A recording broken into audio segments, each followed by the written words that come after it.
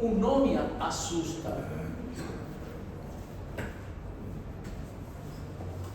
Quem gosta de química? Tem uns que gostam de química. Quem gosta de física? Quem gosta de matemática? Eu gosto. E estatística? E biologia. Então essa matéria resume um pouco tudo isso. Mas você sabe, tem gente que não gosta, tem gente que detesta. É uma abominação, fala, né? Não quero nem saber. E tenho raiva de quem sabe. Mas reprogramação. Tem uma palavra muito boa para pesquisar hoje em dia, para a próxima aula. Reprogramação neurolinguística. No espanhol é chamado assim. Você pode reprogramar sua mente e fazer aquilo que você odeia, que você não aprende, gostar de verdade e aprender fácil. Está tudo aqui. Sabe, esse que está aqui é um supercomputador, não tem um igual ainda. Está por ser criado, já estamos há 30 anos daqui, vocês vão ver ainda que são jovens, daqui a 30 anos vai ter um superordenadores, não esses que nós temos agora. Por exemplo, a IBM, a marca IBM tem um computador que é um edifício, tipo o CP. Tudo isso é obsoleto já. Porque nossos computadores, toda a nossa tecnologia funciona com 0 e com 1, misturado, 0 e 1. Só trabalha no sistema binário. Isso já é história. Agora a computação é quântica, trabalha com os dados quânticos do átomo. E o 0 e 1 virou uma só entidade, um qubit, chamado assim. Vai voar. Por exemplo, o cálculo que faz a IBM, um edifício de 20 andares, computador, só o computador. Aquele computador faz o cálculo para fazer qualquer coisa, mas ele demora ainda. Por exemplo, para fazer um projeto tipo Itaipu, isso você não faz em um dia, nem em 6 meses. É muita engenharia por trás. Superordenadores não conseguem fazer em um tempo de poucos dias, não. Com a tecnologia quântica vai ser possível. Tem países já pioneiros nessa área. China, Estados Unidos, Grã-Bretanha, que já estão investindo. Então, a ciência se evolui muito, gente. Ciência é vida, ciência não para. Então, a nossa matéria e nossa carreira é muito científica. Somos muitos médicos que já não vamos ter trabalho.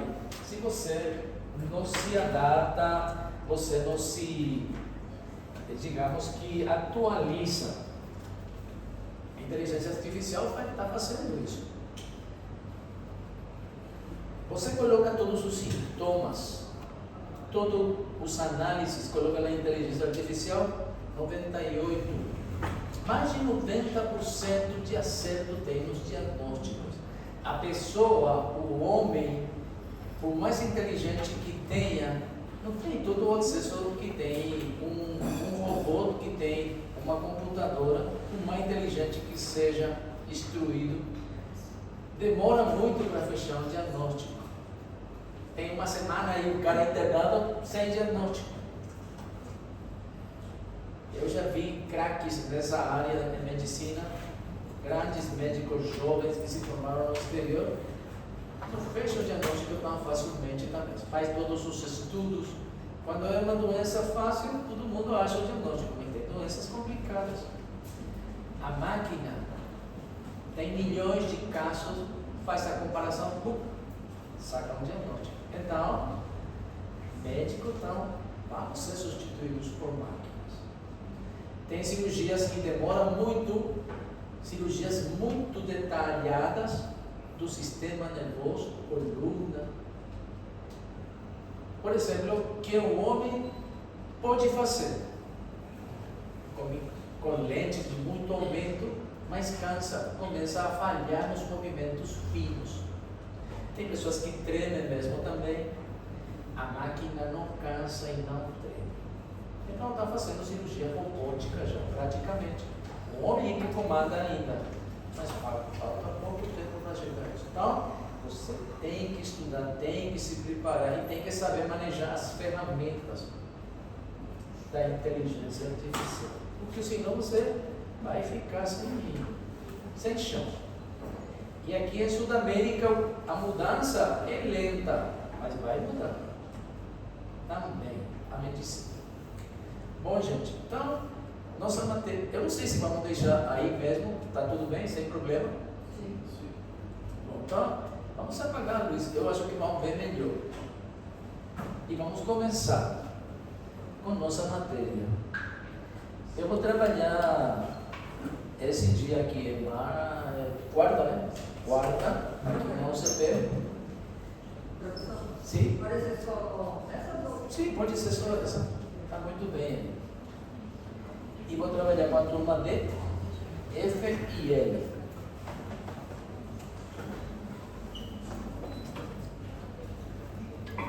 A turma L são vocês.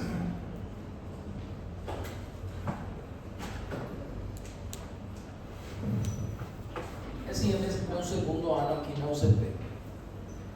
Eu já trabalhei em medicina há muito tempo.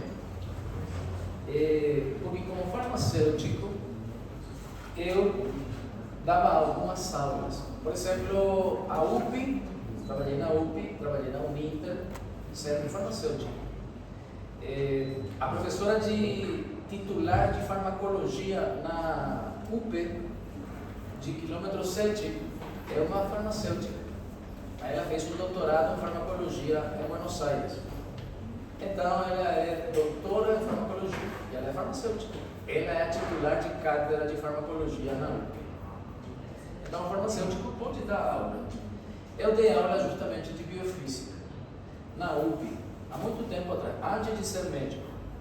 Por quê? Porque o titular de cátedra era esse cara, aqui está, Guilherme Micó. Ele é um médico e ele tinha escrito esse livro também. E eu dava, a UPE tinha um cursinho de nivelamento, ele chamava, eu dava física e química no cursinho. Depois o professor, ele já faleceu, ficou doente na metade do semestre, um mês depois de começar mais ou menos. E eles me convidaram para trabalhar. Eu trabalhei, fiquei um tempo, depois eu saí. Porque antigamente não se ganhava também em medicina, como ensinado, mas agora já dá para trabalhar dando aula. Então, nossa matéria, esse é o livro que vamos usar. Aqui na UCP, já tiveram muitos professores antes de mim em biofísica. E eles foram montando, em base a esses livros, um resumo. Esse resumo eu utilizei o ano passado, com as turmas que eu teve. Esse material, pouca coisa eu modifiquei. Algumas eu modifico, mas pouca coisa. Basicamente é a mesma. O resumo está basado no livro. Eu vou passar sempre esse resumo. Eu já vou passar a delegada por 14 capítulos. São 14 capítulos. Então são mais ou menos 17, 18 slides, porque alguns são mais extensos, foram divididos em subunidades, digamos, porque são muito extensos. Eu vou passar tudo. E vocês se organizam para estudar. Bom, então eu sou o Oscar e eu vou trabalhar com vocês na matéria de biofísica. Bom, biofísica, então temos que conhecer um pouco do mundo que nós estamos. Como você sabe que alguma coisa tem vida? Porque a palavra diz bio. Vamos começar por aí, biofísica. O que é bio? Como sabe que tem vida? Bio vem de vida, né? O que é vida? Já estamos no terceiro semestre, já estudaram biologia. Já passaram. O que é vida para você? Alguém pode responder sem problema? Não importa se erra. Tem que errar agora. Porque sobre o erro você construi. Ninguém fez, ninguém acerta tudo. Então não importa se a gente erra. O que é vida para você? Como definiria com poucas palavras vida? Fale, por favor. Não me deixe assim. Algo que raciocina. É? Algo Algo que raciocina. Algo que raciocina. Por um exemplo, as plantas, um girassol. O girassol, ele procura o sol para conseguir ter a luminosidade perfeita Fazer para conseguir fotossíntese. isso, fazer fotossíntese, para desenvolver, né? Uma onça, ela sabe onde está as ovelhas para contar o faro, ela sabe tem um onde instinto. está a água e tudo isso. Exatamente. É. Então, eu acho que vem muito da questão do instinto e é algo que pensa, algo que raciocina. Raciocínio você já relaciona com um sistema mais organizado, né? Um sistema mais organizado, mas tanto a onça como o girassol que você colocou como exemplo são seres vivos. São seres. Na vida, não sei, algo que faz da célula e ele é minimamente um metabolismo. Exatamente. Muito bem. Então, células e metabolismo. Todo ser vivo, uma das características da vida é a capacidade para fazer metabolismo. Tanto um animal como uma planta, um fungo, qualquer ser vivo faz metabolismo. Metabolismo é comer e metabolizar aquilo, certo? De qualquer forma. Metabolizar é anabolismo e catabolismo. Anabolismo para construir a matéria daquele corpo, né? E catabolismo para destruir. Para fazer o metabolismo, nós precisamos de energia também, certo? Necessitamos de oxigênio, necessitamos queimar. Metabolismo é sinônimo também de respiração. Respiração celular. Então, o metabolismo é, de fato, um elemento primordial de um ser vivo. Outro elemento, aí ajuda, alguém que é outro elemento que distingue a vida daquele que não é vida. Fazer neném, né? Vou falar de um jeito, fazer um descendente semelhante à própria espécie. Um gatinho faz outro gatinho, o cachorro faz um cachorrinho, o ser humano faz outro ser humano. Uma planta também faz reprodução, ele também tem ovários, também tem esperma, sabe? Só que eles são hermafroditas, a maioria. Ele próprio tem os dois órgãos sexuais. Os vegetais, estamos falando de uma planta.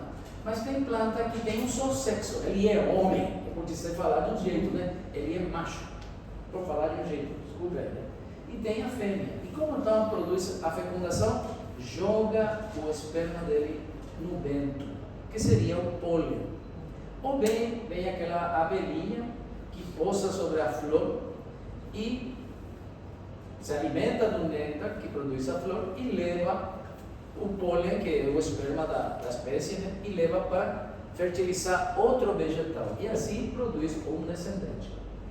Ou na fruta tem o semente, que tem que morrer aquele semente no chão, porque sai da árvore, e uma vez que morre ele se abre a vida e começa a vida para ele.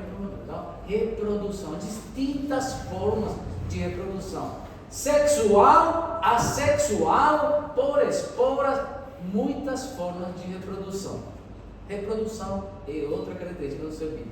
Outra característica é o relacionamento. Não puede después. Como? Hay que tener el final del ciclo, que sería A morte. A morte já está programada. Temos um genes que controla a morte. Então, a morte programada é a melhor morte. Essa morte programada se chama apoptose. Vocês já estudaram, ou vão estudando. E a necrose é uma morte desastrosa, porque na necrose toda a célula perde as suas membranas e se desparrama e causa infecções. A apoptose, a morte celular é programada. Ela morre por dentro, mas não perde a integridade da membrana e pode ser eliminada sem criar problema no meio ambiente. Outra característica dos seres vivos é o relacionamento. Relação. Porque nós estamos em um meio. O meio influi muito no ser vivo. Não é a mesma coisa morar, por exemplo, na Cordilheira dos Andes, a 4.000 metros, que morar na cidade maravilhosa de Rio de Janeiro. Não é? Cidade maravilhosa, assim é conhecida naquela música que chegamos para lá e cantamos todo e dançamos também. Cidade maravilhosa, cheia de encantos mil, entende? Cidade maravilhosa. Bom, então, por que fisiologicamente é diferente? Porque no Rio, nível do mar zero, pressão atmosférica 1 atmosfera, água ferve 100 graus, gelo congela 0 graus. Mas quando está lá em Chile, a pressão atmosférica é diferente. Não tem quase ar lá, oxigênio tem pouco. Fisiologia, o corpo tem que se adaptar, muda as suas características para poder viver. Porque o ser vivo quer viver e para viver se modifica, se adapta. E aí muda. Então eles têm diferente quantidade de glóbulos vermelhos, diferente concentração de hemoglobina para poder respirar bem. Adaptações celulares. Vocês vão estudar daqui a pouco essas adaptações celulares. É nesse ano, a anatomia patológica ainda não vão ter esse ano, no terceiro. Então no terceiro vamos estudar. As patologias acontecem quando a célula não consegue acompanhar, não consegue se adaptar e aparece a doença. Quando o corpo já não se adapta, passa por um estresse que não consegue superar. Por exemplo, caso simples, você compra um Baker, porque é moda, e começa a fumar. Nunca fumou, comprou um Baker e começa a fumar. O que acontece? Uma agressão aos tecidos, ao epitélio pulmonar. Aquela célula quer fazer o trabalho dela, que é filtrar o ar que entra. Era para isso, para filtrar o ar, para que não entre bactéria, imunidade. Hoje aqui, na aula de em cima tinha, você estava com imuno, né? Imunologia. Então, aquelas células são de defesa, cara. As células têm os pelinhos para varrer, para tirar o que não serve. Segregam mucos para pegar as bactérias, os vírus. Sistema imunológico. Quando você fuma, aquelas deixam de cumprir o papel, porque está sendo agredida, mas se defende e começa a mudar a célula. Muda a célula com o tempo, vira um câncer. Entende? Mudança do tipo celular, que você estudou em histologia, os tipos de célula. Cada célula tem a sua função, de acordo com a forma e de acordo com o local onde está. E ela, para sobreviver às agressões, elas se vão transformando. O que é uma doença no final? Uma doença é uma alteração na estrutura química da matéria. Tudo que é ser vivo ou que não é vivo está formado por matéria. E a matéria o que tem? Tem átomos. E os átomos têm prótons, têm nêutrons, têm elétrons e muitas outras partículas. Só que a gente estudou muito por cima, não estudou bem detalhadamente todas essas partículas. Esses átomos podem fazer toda a diferença na nossa vida. E então, quando aqueles átomos se arrumam e formam uma ligação, uma união, formam uma molécula, e aquela molécula é que origina a vida depois. As macromoléculas, carboidratos, proteínas, lipídios, as vitaminas que têm sua fórmula, são átomos. Uma doença é uma alteração dessa estrutura molecular. Então, o que nós estudamos e que tentamos é encontrar as moléculas adequadas para estabelecer aquele desordem. Então, esse é o objetivo da ciência, esse é o objetivo da medicina. Você sabia que, só como anedota, que a matéria foi estudada faz muito tempo e continua sendo estudada?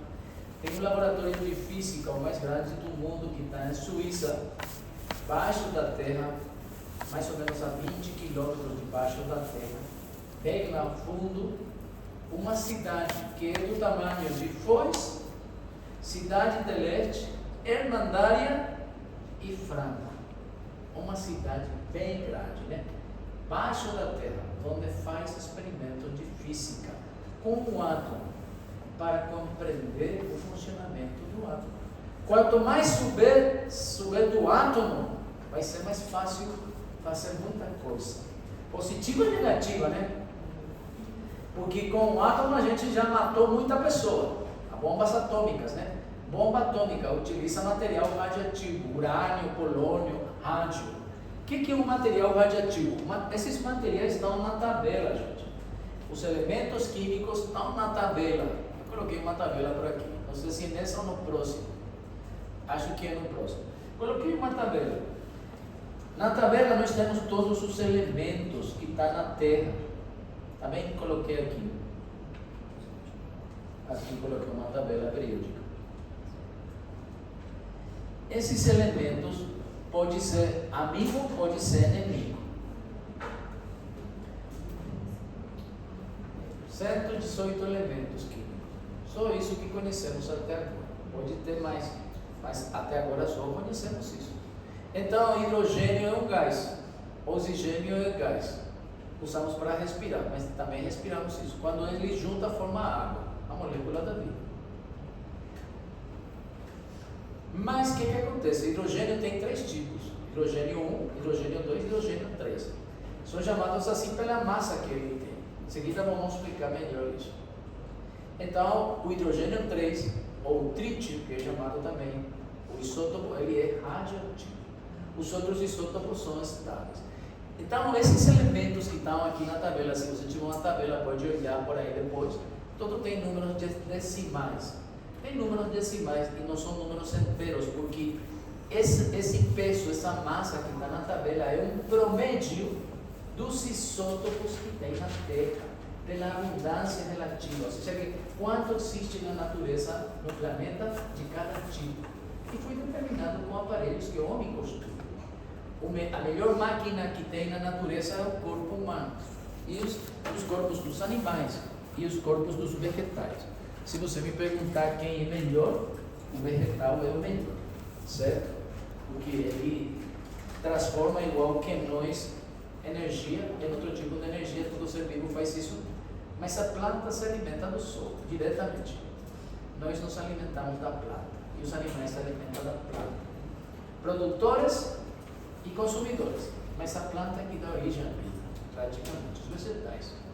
Bom, então o que acontece? Nós temos que lidar com essa química, é muita informação. Se você quer saber, agora se você só quer passar na matéria, você vai aprender o básico e vai passar. Se você quer aprofundar, essa é uma matéria que vai ajudar bastante a profundizar muitos conhecimentos, tá? Bom, bio, já sabemos o que é bio, já expliquei, esses parâmetros que tem que ter todo ser vivo. Agora, física. O que é física? Está no nome da matéria, biofísica, para o senhor que chegou agora. O que é física? Alguém? Movimento. Tá certo, a física estuda o movimento. Dentro de uma das divisões da física que é dinâmica, ou a cinemática. Cinemática estuda só o movimento, sem importar a causa. E dinâmica estuda a causa. A causa do movimento da força. Tem que fazer uma força externa para mover ou para parar o corpo que está em movimento. Física estuda o movimento, mas não é o conceito de física. O que é física? É o estudo dos componentes do universo. Muito bem, é o estudo dos componentes do universo. Estuda o universo. A física é uma ciência que estuda a natureza, o universo. Englobando, essa é uma melhor definição que a minha. Eu sempre digo que a física vem da palavra physique, que em grego significa natureza. Mas, expandindo um pouco mais o conceito do estudo do universo. E o universo é a criação do universo, cara. E no universo está nosso Sol. Nosso Sol é uma estrela, se não é de quarta, é de quinta geração. Eu não lembro mais, mas faz tanto tempo que estudei astronomia, porque eu estudei astronomia. O médico não somente estuda medicina, tem que estudar muita coisa, até música. Então, o que acontece? Como que se forma nosso planeta? Nosso planeta tem vida graças ao Sol. O que é o Sol? O Sol é uma bomba nuclear. É uma estrela. Toda estrela é uma bomba nuclear. De que elemento? De hidrogênio. São 2 hidrogênios, para explicar, né? São 2 hidrogênios que colidem e se junta aos núcleos e forma hélio. O nosso Sol está utilizando hidrogênio e ele estoura com essa força e joga para nós calor e energia, muita radiação. A gente não conseguiria viver nesse planeta um só dia se não tivéssemos uma capa protetora no nosso planeta. Qual é a capa protetora do planeta? É? Pode ser. A atmosfera, a capa de ozono, só nos salva da radiação ultravioleta. UVA, UVB e UVC. 3 tipos de radiação ultravioleta. Mas a radiação ultravioleta vai matar nós, sim, pode matar. Mas não é só isso. O Sol joga, quando estoura, quando explode, raio X, raio alfa, raio beta, raio gama, todo tipo de radiação, ondas de rádio, ondas de TV, micro-onda, infravermelho, muito tipo de radiação. Imagina tomar raio-x 24 horas, você vai morrer, todos nós vamos morrer. Então, como que a Terra nos protege? Porque a Terra é um ser vivo, a Terra tem vida. Então, a Terra é um ser vivo, sim. Como? Explica. É que os planetas que estão mortos têm um núcleo solidificado e já não é capaz de gerar um campo magnético. Então a Terra gera um campo magnético, um magnetismo. O magnetismo é capaz de desviar toda essa radiação para os polos, joga para os polos. Por isso que nós vemos mais o campo magnético nos polos, mas não quer dizer que não tenha. O campo magnético cobre a Terra.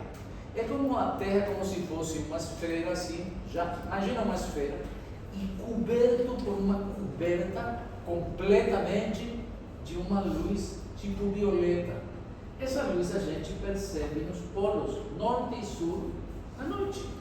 Quando tem clarão, quando está escuro, você vê a aurora boreal. A aurora boreal é o campo magnético da Terra, que desvia toda essa radiação nuclear que vem do Sol para o polo e entra na Terra e nesses polos. Os polos são lugares quase inabitáveis, ninguém mora lá. Os esquimós moram, mas também não é que moram muito